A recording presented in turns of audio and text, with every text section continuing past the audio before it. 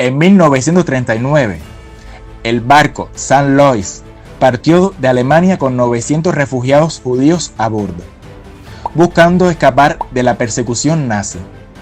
Sin embargo, su travesía se convirtió en una odisea cuando tanto Cuba, Estados Unidos y Canadá se negaron a permitir su desembarco. ¿Por qué las autoridades cubanas de ese entonces no aceptaron a los refugiados? A continuación, se detallan los acontecimientos de esta trágica historia y cómo Inglaterra, Bélgica y Francia finalmente los aceptaron.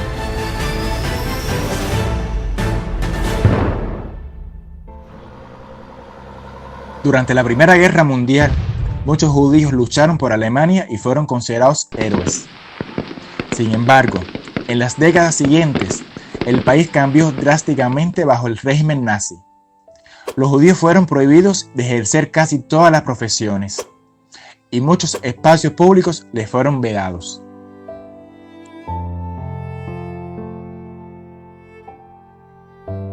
Ante la creciente persecución, muchos judíos buscaron abandonar Alemania. Sin embargo, el Acta de Migración de 1924 en los Estados Unidos limitó el número de migrantes admitidos anualmente, incluidos los alemanes. Otros países también se mostraron reacios a aceptar a grandes números de refugiados judíos.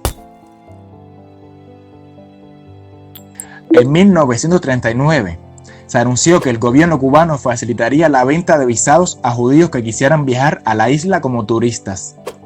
Muchos compraron permisos oficiales y pasajes, despojándose de sus bienes, con la esperanza de encontrar refugio en la mayor de las Antillas. La isla se estaba convirtiendo en un destino transitorio para los refugiados judíos, quienes en su mayoría esperaban entrar a Estados Unidos mientras sus visas eran procesadas.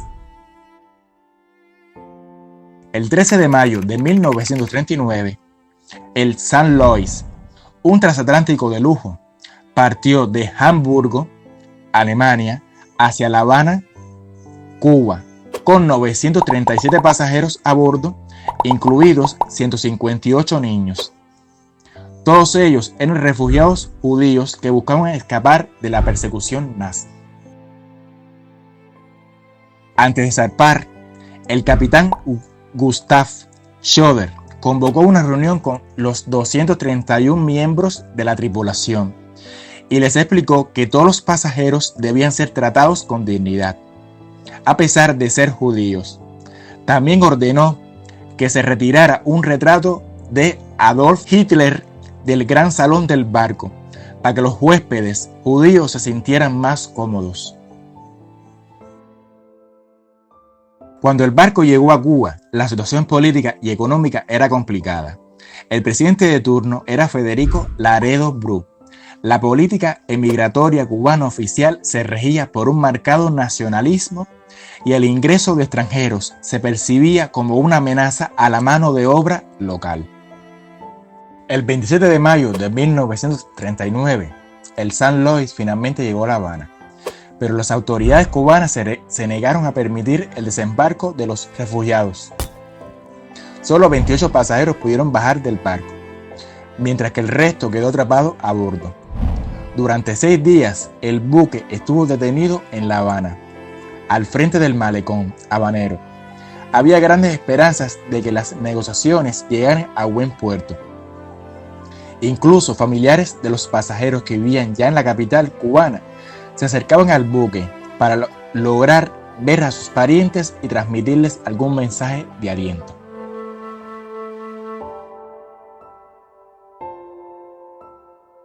Pero cada día que pasaba, la situación se tornaba más complicada y estresante. Hubo algunos intentos de suicidio y pánico. A los pasajeros no les quedaba dinero ni tenían ya nada. Al mundo simplemente no les importaba su situación. Un comité de pasajeros intentó negociar con las autoridades cubanas y un representante del Comité de Distribución Judío de Estados Unidos, con las siglas JDC, viajó a La Habana para ofrecer fondos al presidente Bru si aceptaba a los refugiados. Sin embargo, las negociaciones fracasaron y el barco fue obligado a abandonar las aguas cubanas ante los ojos de más de 50.000 personas que se reunían en el muelle. Se piensa que las negativas del ingreso de los refugiados a Cuba se debió a una lucha de poder entre el presidente Laredo Bru y el coronel Fulgencio Batista, entonces comandante en jefe del ejército, y que las autoridades cubanas actuaron de esa manera por presiones del Departamento de Estado norteamericano. Después de salir de Cuba, el San Lois se dirige hacia Florida, con la esperanza de que los Estados Unidos se aceptaran a sus pasajeros. El presidente en ese entonces era Franklin Delano Roosevelt. Ya iba en su segundo mandato y se postulaba para una tercera reelección. Los niños del barco enviaron cartas a la primera dama, Eleanor Roosevelt, suplicándole que los aceptara, mientras que los pasajeros adultos enviaron un telegrama al mismo presidente pidiendo ayuda. A pesar de la atención mediática y los llamados a la acción de las estrellas de Hollywood, el gobierno de los Estados Unidos se negó a permitir el ingreso de los refugiados del San Lois. La única respuesta oficial fue enviar barcos y aviones de la Guardia Costera para vigilar al San Lois y asegurar que no llegara a tierra. El capitán Choder continuó tratando de encontrar islas locales en las que pudiera detenerse, pero su búsqueda resultó infructuosa. Por un momento pareció que se permitiría al San Lois desembarcar en la República Dominicana o en una isla frente a la costa de Cuba, pero nunca recibió permiso. Incluso Canadá tampoco permitió que el barco atracara en Halifax.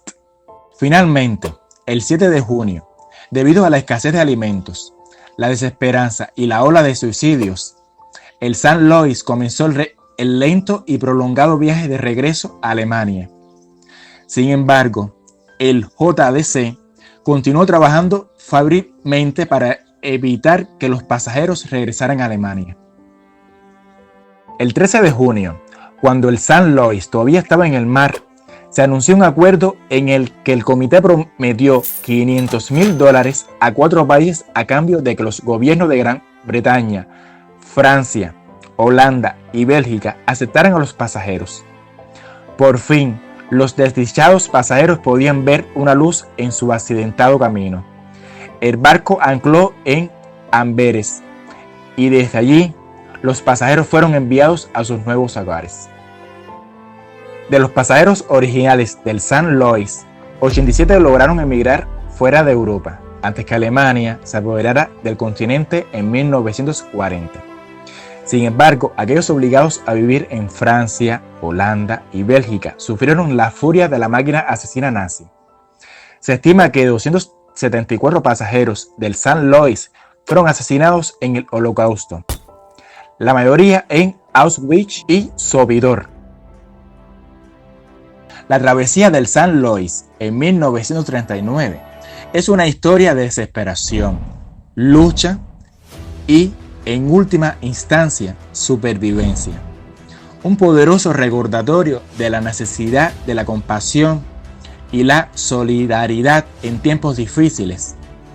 Aunque los pasajeros del San Lois finalmente encontraron refugio en otros países, su sufrimiento y las muertes de muchos de ellos deben servir como un llamado a la acción para garantizar que episodios similares no vuelvan a ocurrir.